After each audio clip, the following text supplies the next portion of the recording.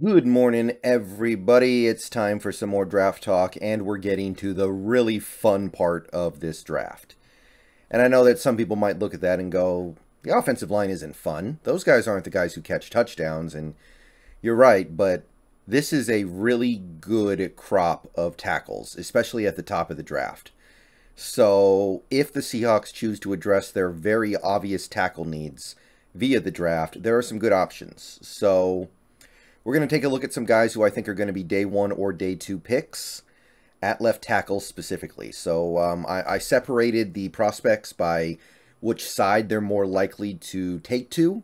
Now, obviously, sometimes a player ends up landing at a place that you don't expect, right? Like this first guy we're going to take a look at, I'll say it.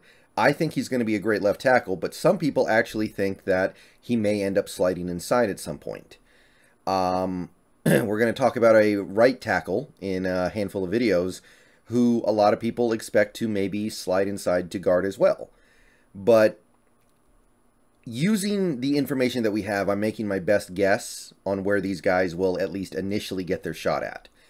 So with that in mind, let's go ahead and start taking a look at some of these left tackles, starting with a nigh consensus top 5 pick in this draft. We have Ekem Ekwanwu from North Carolina State. And this is probably the highest graded left tackle in this draft. Overall, the highest graded offensive lineman. Very unlikely to be there when we pick. I'll say that straight up. Very unlikely. But if it somehow happened, pretty exciting. He's got the left tackle frame, 6'4", 310 pounds. Ran a 4.9340, so he can run, he can move. 3-cone was pretty good too. 7.82 seconds. His 20-yard shuttle, 4.73. Solid, fine. And he has 34-inch arms. So the measurables are solid. Nice mix of size and agility. And there is not a single big board that I could find where he was ranked lower than 10. So he is a top 10 pick. Quite a few big boards had him top 3. And all the others had him top 6, except for CBS that had him top 10. Number 10, exactly. So, straight up, Ekwanwu, it would be shocking if he's there at number 9. Probably going in that top 5, unless there's a massive run of quarterbacks in that top 8, because there are a lot of potentially quarterback-needy teams. Ekwanwu, probably not on the table for the Seahawks, but let's talk about him. This dude's power is absolutely devastating. In run blocking, he is a bulldozer.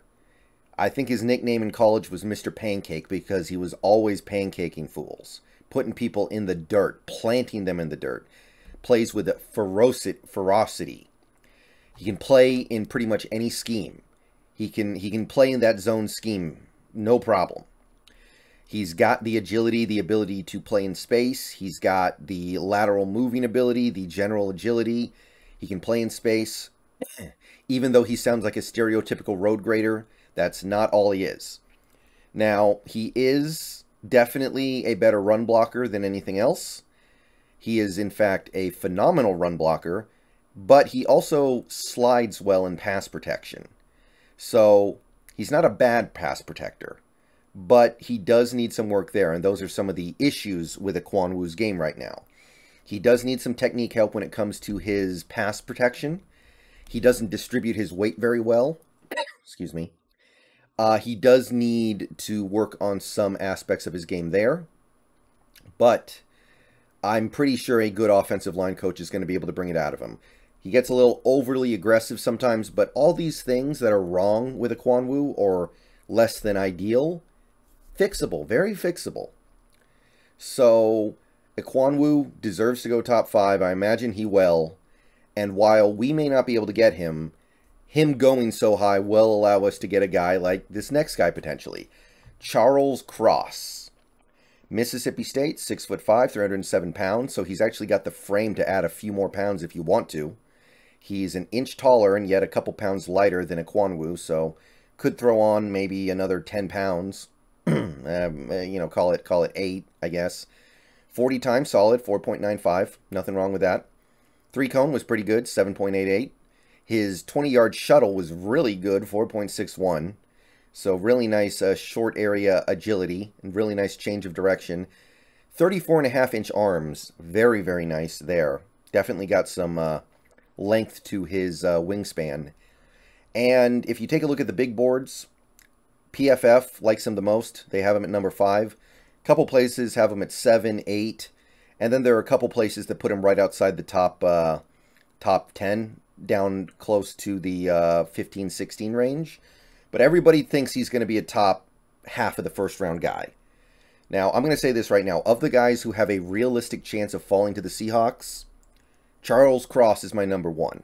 I really like this guy. Really high on him. Really like the concept of him. Really like the fit of him. And assuming the obvious guys go first, he's my guy. He's a good athlete. For his size, he is a nice athlete. He is probably the best pass protector in this draft. He's a better pass blocker than Ekwanwu. He can play in space. He's got the agility and the football IQ and just the general ability to play in space. So you don't have to worry about him in a zone scheme. He is a great fit for the zone scheme. He did improve a lot as a run blocker in 2021. So even though that is considered to be a hole in his game, he needs to add some strength. He did get a lot better. So under the right coaching staff, you would figure he's going to continue to get better. His technique overall is very solid. It needs a little minor bit of work, but nothing too bad. He knows how to win with his head as well as his physical traits.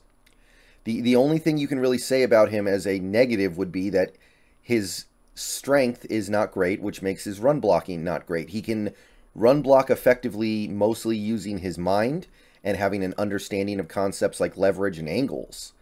But he's not overpowering people the way Ekwanwu is. But with the way the NFL is going and looking at the scheme that the Seahawks should be looking to run with Shane Waldron, Charles Cross is my guy. Really like him. And these are basically the top 2 guys far and away. I don't think there's any other left tackle in this draft who's going to go in the top half of the first, maybe not even the first period. But there are a couple of day 2 guys who could creep into that bottom end of the first. So let's take a look at Bernard Ryman of Central Michigan. This guy's a little bit taller and a little bit lighter than the last 2 guys. 6'6", 303 pounds. Ran a 5.0540, which is still fine. It's not special when you're plus 5 seconds, but fine. 7.463 cone, which is actually remarkable. And a 4.49 20-yard shuttle, which is eye-popping. So this guy doesn't have a great straight line speed, but in terms of like the 3-cone and the shuttle, pretty eye-popping. Arms are just shy of 33 inches, so not spectacular, but they're fine. And his big board rankings are a little all over the place. PFF loves him. They have him in the top half of the first. They have him right below Cross. CBS and Tankathon both think that he could be a late first rounder. Sports Illustrated, ESPN see early second. Draft Network says early third. Walter Football says second to third round guy. So if he manages to build up some hype in the last few weeks before the draft, you could see him in the first, but I think more likely he's a second round pick. And there is plenty of stuff to like with him. I don't think he's a blue chipper, but he is working himself into that blue chipper type conversation, mostly because of his athleticism. He's got tremendous physical tools. If you develop this guy right, he could be an elite left tackle in the NFL. When he went to Central Michigan, he was a tight end. Initially, he was a tight end, but he added a bunch of weight to his frame, played tackle, and didn't lose nearly as much of his athleticism as you would assume. He's only played tackle for 2 years, so there's a lot of improvements that he can make and probably will make if you give him the chance. And the fact that he's done what he's done in just 2 years of playing the position is remarkable. He's great in space, he's mobile, got good footwork, so he's got a good understanding of how to move his feet to stay in front of pass rushers, which is impressive given the fact that, again, he's relatively new to the position. The issues with Ryman are that he is a project. If you draft him, you might be looking at putting somebody else out there for a year while Ryman learns. He's not a great run blocker, so he is definitely somebody who is more of a pass protector as of right now. He needs to add strength, and if you take a look at his frame, he can add some weight. He's 6'6" and 303 pounds. He can definitely pack on... He could probably pack on another 15 pounds and still have a good left tackle frame. And he's so agile that he probably wouldn't lose enough of it to become unviable as a move left tackle. So Bernard Reimann is an interesting prospect, I would say. Maybe you pick him up in the early second with your 40 or 41, but if things keep going the way they're going, Reimann may sneak into that first round. All right, final guy we're going to take a look at today is Nicolas Petit Frere. I definitely pronounced that wrong, but nothing I can do about it now. Buckeye, OSU, 6'5", 316 pounds, so his frame is pretty well filled out. Ran a mediocre 40 time, 5.14, 33.5-inch arms, actually a little longer than that, so nice arm length. And Walter Football thinks that he's a early second rounder. Everywhere else pretty much thinks he's a third rounder. If you look at these rankings, they're all in that third round. So Nicholas is probably a third round guy, maybe available at the Seahawks third round pick. He's a natural left tackle. He's got nice footwork, so that is definitely where he projects to play in the NFL. His frame is great. I mean, he's already filled out. He's a good fit for zone because he can play in space. He can move. He's a good athlete. His technique is generally solid for a guy who's just coming out of college. And he did play some right tackle at OSU, so he has a little bit of flexibility in that regard and might find his home at right tackle in the NFL at some point. It's possible. So even if he doesn't work out on the left side, you do have that in the back pocket.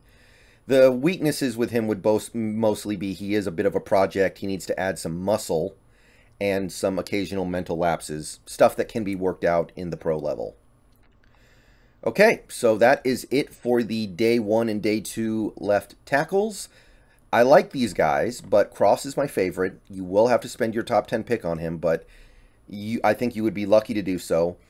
I think Reimann is a hopeful second-round target that may not even get that far, and Nicolas Petit Frere is a third-round target as of right now.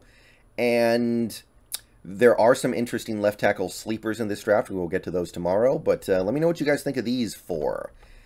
Keeping in mind that we probably can't get Ekwanwu, but Cross may be in range, and that you can get Reimann and Petit Frere in the second day in all likelihood. What would you do? I already know what I'm going to do. I already basically said it. I'm a Charles Cross guy. I love this guy. He might be target number 1 for me. Let me know what you guys think. I am out of here. I'll see you guys later. There will be a second video later today. Peace out, go Hawks. And that's how I see the top of the left tackle rankings.